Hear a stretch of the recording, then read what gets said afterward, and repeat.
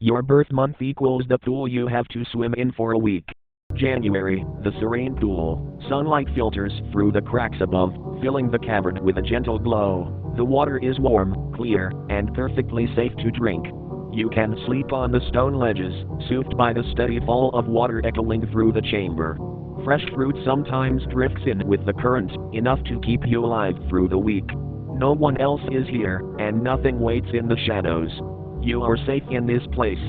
February, the sewage system. The water is dark and heavy, churning endlessly around the concrete walls.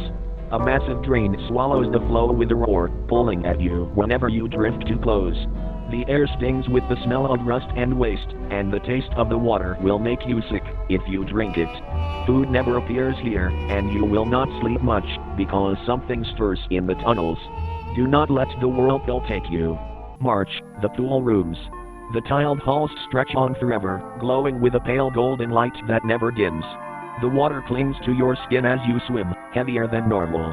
There are no doors that lead outside, only more pools around every bend.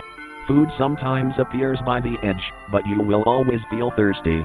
You are alone here, but sometimes faint splashes echo from the far corridors. Do not follow them. April, the Arctic pool.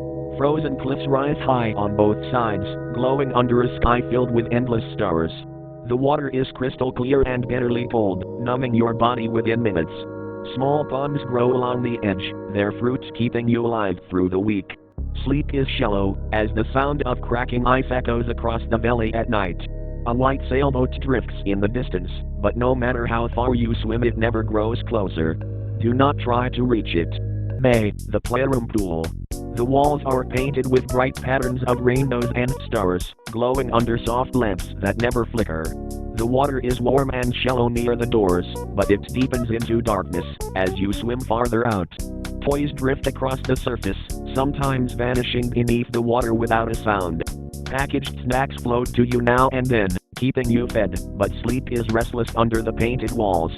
Some of the doors open, if you try, but they only lead back into the same pool. June, the backrooms pool. Yellow halls stretch endlessly above the tiled water, the hum of the lights never fading. You are safe only while swimming, because stepping onto the carpet draws attention to you. Shapes move in the dark sections of the pool, watching from just below the surface. Food floats in sealed cans, though you must open them carefully or the sound will echo. Sleep comes in short bursts against the pool edge, always interrupted by faint splashes. Do not leave the water, no matter how tired you become. July, the abandoned school pool. The water here is cold and still, glowing faintly under a weak light bulb. Rust drips from the railings above, and the smell of mold hangs heavy in the air. Food is scarce, though sometimes you find small packaged snacks left on the wet stairs. Sleeping isn't easy, the sound of dripping water echoing through the dark. You are never sure if you are alone, because footsteps sometimes creak on the upper floor. Do not climb the stairs after midnight. August, the cavern. The cavern stretches deep into darkness, with only a few dim lights reflecting off the still water.